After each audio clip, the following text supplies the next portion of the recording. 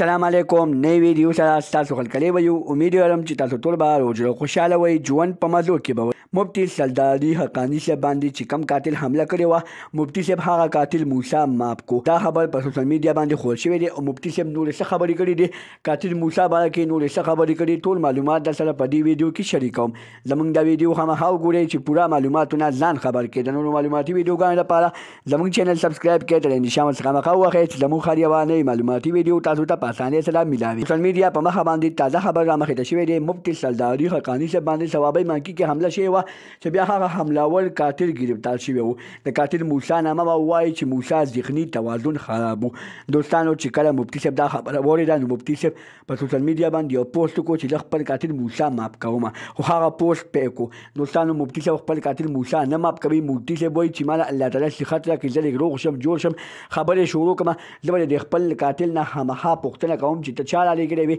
تاکي د چا لاس دی زما په قتل کې د چا لاس دی اخر ما باندې حمله د څه لپاره کوله ما د چا څه وړاندې کړي دي ما چاته څه ویلي دي ما خو د چا اوسه پورې ملاس ته غوام نه له پاسورې خو بیا هم تاسو په ما باندې حملې کوئ اخر تاسو ته دیوبندیانو مولیانو څه ویلي دي چې تاسو دیوبندیان مولیان نه پرېږدئ ځکه چې هغوی تاسو سره جنګ کوي یا دې قتل کې د بریلیانو لاس دی د چا لاس دی ټول معلومات په موسی راښکاره کوي